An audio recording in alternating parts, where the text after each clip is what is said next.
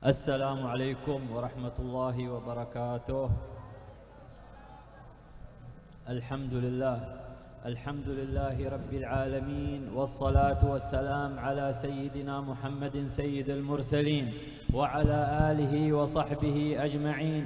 نحمد المولى جل جلاله على أن وفقنا وإياكم وجمعنا وإياكم في هذا المجمع المبارك، في هذا المجمع الذي بشر به النبي صلى الله عليه وسلم كما جاء في حديثه: بشر أصحاب هذه المجالس بأن السكينة تتنزل عليهم، وأن الرحمة تغشاهم، وأن الملائكة تحفهم حلقا حلقا إلى السماء. Alhamdulillah, setelah beliau memuji syukur kehadirat Allah Subhanahu wa taala dan salawat serta salam beliau haturkan kepada junjungan Nabi besar Muhammad sallallahu alaihi wasallam. Kemudian beliau memuji syukur kehadirat Allah Subhanahu wa taala yang telah mengumpulkan kita di majlis yang begitu mulia ini, majlis yang dikatakan oleh baginda Nabi Muhammad sallallahu alaihi wasallam diturunkannya rahmat oleh Allah Subhanahu wa taala, ampunan yang begitu luar biasa dari Allah Subhanahu wa taala. وفي آخر المجلس ينادون أن قوموا مغفورا لكم قد بدلت سيئاتكم حسنات. Di akhir majlis Nabi Muhammad sallallahu alaihi wasallam telah mengatakan bahwasannya Allah Subhanahu wa taala telah mengubah kejelekan menjadi kebaikan berkat majlis-majlis seperti ini. فيقول ملك من الملائكة: يا رب إن فيهم فلان الخطاء كثير الذنوب كثير المعاصي لم يحضر لغرض المجلس وإنما حضر لحاجة يريدها من صاحبه، فيقول الله وله قد غفرت، هم القوم لا يشقى بهم جليسهم. Tapi di satu majlis, di majlis tersebut ada orang yang datang niatnya bukan karena niat yang baik, bukan karena niat memang hadir majelis, bukan niat pengen dapat rahmat, bukan dapat ampunan, punya niat yang lain. Akan tetapi kata Nabi Muhammad sallallahu alaihi wasallam bahwasanya Allah Subhanahu wa taala mengampunkan orang tersebut yang datang ke majelis dengan niat yang lain, yang bukan dengan niat meminta ampun, rahmat dan lain sebagainya yang Allah berikan. Allah tetap hitung orang tersebut diampunkan dosanya oleh Allah Subhanahu wa taala, karena yang datang ke majelis dihitung sama semua oleh Allah Subhanahu wa taala. هذا أقل ما يخرج به المسلم ويخرج به المؤمن من مثل هذه المجالس، أقل شيء أن ينال مغفرة الله سبحانه وتعالى. Paling sedikit orang datang ke majelis itu yang dia dapat dari Allah Subhanahu wa taala, hadiah pulang dari majelis paling kecil diampunin dosanya sama Allah Subhanahu wa taala. فكيف به لو استفاد فائدة وعمل بها فإنه سيكون في عداد من علم وعمل. Bagaimana orang yang datang tapi ingin mengambil faedah, mengambil ilmu dan mengamalkan daripada apa ilmu yang dia dapatkan di dalam majelis. فنسأل الله أن يجعل هذا المجلس من المجالس المقبولة عنده سبحانه وتعالى والمسرة لقلب النبي محمد صلى الله عليه وسلم والسلف الصالح. Dan kita minta kepada Allah Subhanahu wa taala, mudah-mudahan majelis ini, majelis Nurul Mustafa, adalah majelis yang bisa menggirangi hati baginda Nabi Muhammad sallallahu alaihi wasallam, pandangan khusus dari Nabi dan salafun saleh.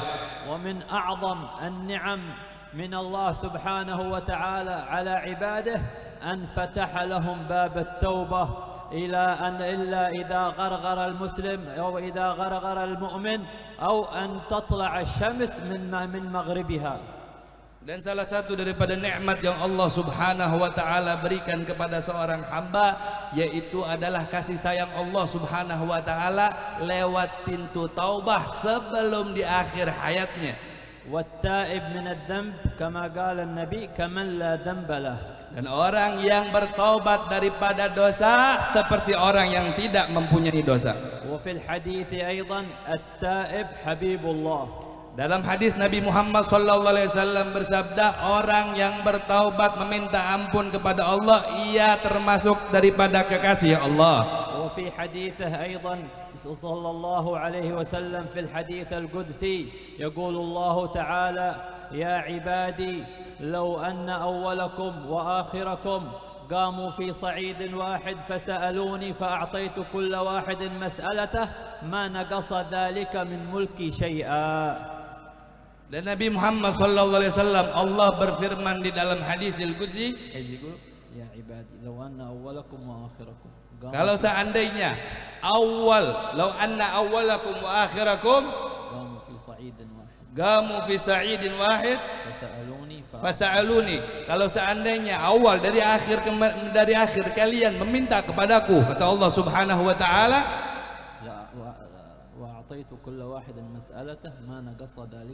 Allah bakal berikan semua apa yang ia minta tanpa sedikit Allah Subhanahu wa taala kasih kurang sama orang tersebut.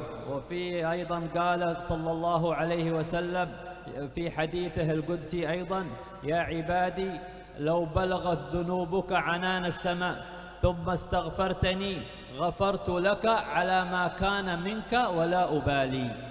Kalau seandainya kata Allah Subhanahu wa taala seorang hamba punya dosa begitu besar, begitu luas, setinggi daripada langit, minta ampun kepada Allah, Allah Subhanahu wa taala ampunkan dosanya dan Allah tidak lihat dosa tersebut. Karena taubah tajubbu ma qablaha, tamsah ma qablaha. Karena yang dinamakan taubah itu menghapus daripada apa perbuatan yang telah dia lakukan sebelumnya. Kama qala Allah في سورة الرحمن في وصف عباد الرحمن وعباد الرحمن الذين يمشون على الأرض هونا وإذا خاطبهم الجاهلون قالوا سلاما إلى أن قال ولا يزنون ومن يفعل ذلك يلقى أثاما يضاعف له العذاب يوم القيامة ويخلد فيه مهانا إلا من تاب استثنى إلا من تاب وآمن وعمل عملا صالحا فأولئك يبدل الله سيئاتهم حسنات. Sebagaimana Allah Subhanahu wa taala menceritakan daripada taubah ini yang sangat luar biasa di dalam surat Ar-Rahman, Allah Subhanahu wa taala di akhir hayat memberikan kabar gembira bagi orang-orang yang beriman dan bertaubat kepada Allah Subhanahu wa taala. Singkatnya, dengan Allah Subhanahu wa taala menghapus segala daripada taubatnya bisabab karena sabab taubatnya dia kepada Allah Subhanahu wa taala, tidak melihat daripada apa yang telah dia lakukan karena dia sudah bertaubat kepada Allah. ومما عظم في أمر الشريعة أمر صلة الرحم والواصل لأرحامه يكفيه شرفا وفخرا أنه يكون موصولا بالله.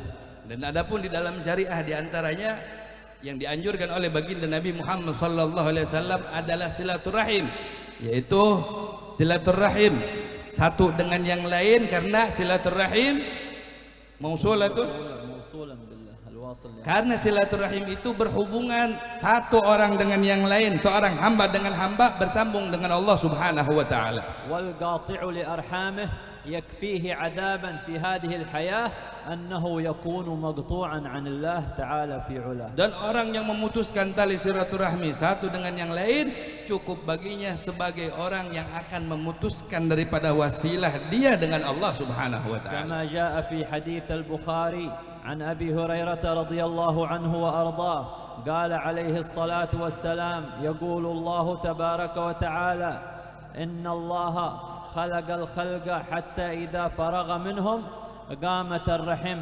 وقالت يا رب هذا مقام العائد بك من القطيعة. قال نعم أما ترضين أن أصل من وصلك وأقطع من قطعك؟ قالت بلى. قال فذاك لك. ثم قال عليه الصلاة والسلام اقرأوا إن شئتم قوله تعالى هل عسيتم إن توليتم أن تفسدوا في الأرض وتقطعوا أرحامكم أولئك الذين لعنهم الله فأصمهم وأعمى أبصارهم والعياذ بالله. Nabi Muhammad sallallahu alaihi wasallam itu bersabda daripada Allah Subhanahu wa taala berfirman di hadis al-qudsi tentang daripada orang yang memutus silaturahim dan orang yang menyambung silaturahim dan orang yang memutus silaturahim. Allah Subhanahu wa taala melaknat besar bagi orang yang memutus daripada silaturahim. Kata Allah Subhanahu wa taala, orang yang memutus silaturahim adalah daripada sesuatu perkara yang sangat buruk di muka bumi ini. Wal qati'u li arhamih والعاق لوالديه وكذلك المتكبر هؤلاء الثلاثة لا يشمون رائحة الجنة. Orang yang mutus silaturahim, orang yang durhaka terhadap orang tua, المتكبر, dan orang yang sombong, kata Nabi Muhammad sallallahu alaihi wasallam, haram baginya untuk mencium daripada bau surganya Allah Subhanahu wa taala. وأن ريحها ليشم من مسيرة 1000 عام كما جاء في حديث الطبراني. Sedangkan bau surga itu tidak dicium kecuali seperti perjalanan masiratu 500 am, 500 tahun jauhnya bau surga ya Allah Subhanahu wa taala. كما جاء في حديث الطبراني عن سيدنا جابر بن عبد الله الأنصاري قال خرج علينا رسول الله صلى الله عليه وسلم ونحن مجتمعون فقال يا معشر المسلمين اتقوا الله وصلوا أرحامكم. Sampai suatu ketika lagi Nabi Muhammad SAW, hadis Tabrani, bahwasannya para sahabat sedang duduk, sedang berkumpul, kemudian datang baginda Nabi Muhammad SAW duduk bersama mereka. Apa yang dikatakan oleh Nabi Muhammad SAW? Nabi Muhammad mewasiatkan para sahabat untuk saling menyambung daripada tali silaturahim. فإنه ليس من ثواب أسرع من صلة الرحم. Karena nggak ada pahala yang paling cepat diterima sama Allah kecuali silaturahim. وإياكم والبغي فإنه ليس من عقوبة أسرع من عقوبة بغي.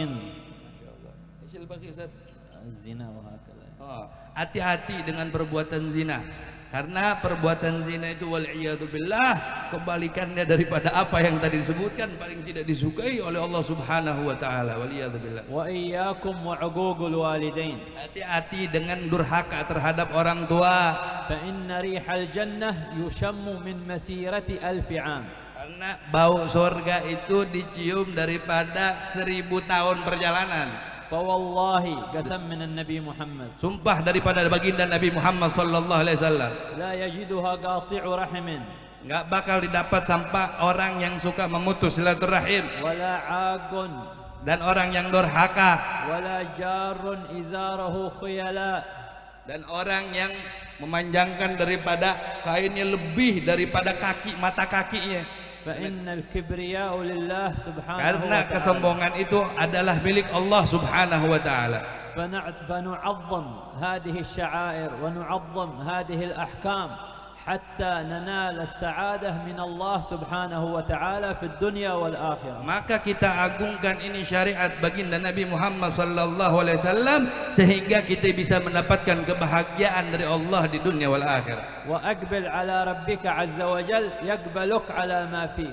Dan menghadaplah kepada Allah Subhanahu wa taala, dan Allah Subhanahu wa taala akan melihat dan menerima apa yang engkau sampaikan kepadanya. كما قال في قرآنه وإني لغفار لمن تاب وآمن وعمل صالحا ثم اهتدى.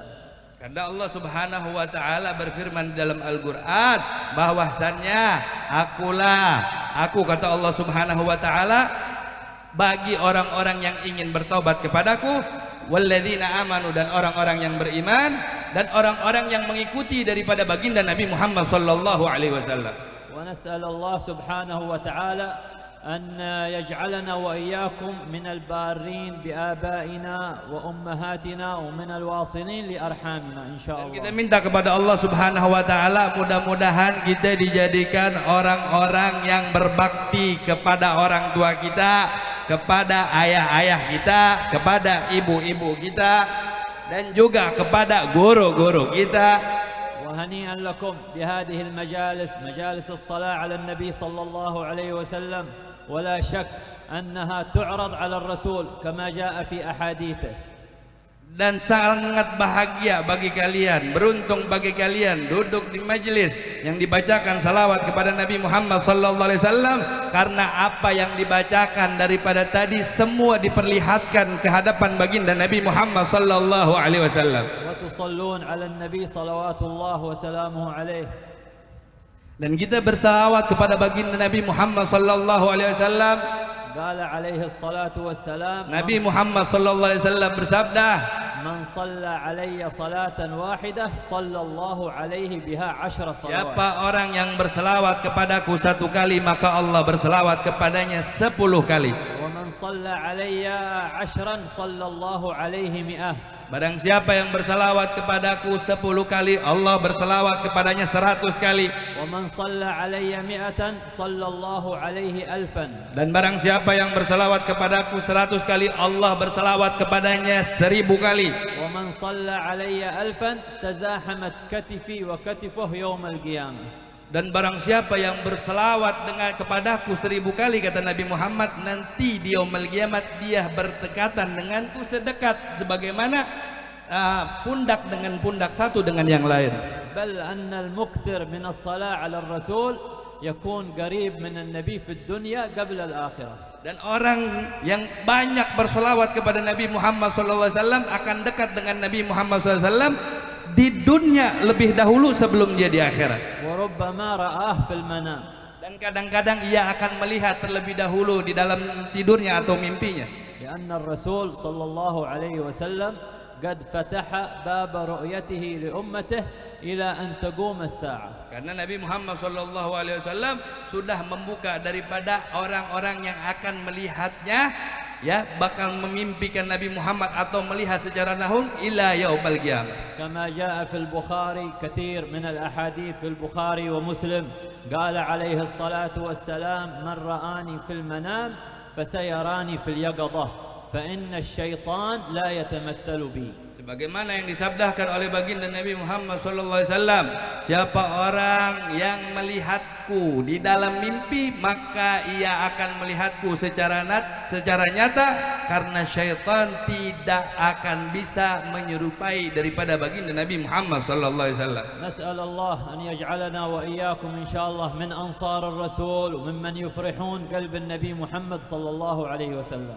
Mudah-mudahan Allah Subhanahu wa taala jadikan kita daripada penorong baginda Nabi Muhammad sallallahu alaihi wasallam dan orang-orang yang bisa membahagiakan baginda Nabi Muhammad sallallahu alaihi wasallam. وكما جمعنا في هذا المكان المبارك أن يجمعنا وإياكم وأحبابنا في أعلى فراديس الجنان مع نبينا محمد صلى الله عليه وسلم. Bagaimana kita dikumpulkan di malam ini satu dengan yang lain, mudah-mudahan nanti kita dikumpulkan di surga yang paling Allah, yang paling tinggi di sisi Allah bersama baginda Nabi Muhammad. ويختم لنا بعد عمر طويل في طاعة الله وقربه ومحبته سبحانه وتعالى بلا إله إلا الله محمد رسول الله صلى الله عليه وسلم متحققين بحقائقها حسا ومعنى ظاهرا وباطنا والحمد لله رب العالمين. Dan mudah-mudahan nanti kita di akhir hayat Allah Subhanahu wa taala matikan kita dalam keadaan taat kepada Allah Subhanahu wa taala, membawa syariat baginda Nabi Muhammad SAW,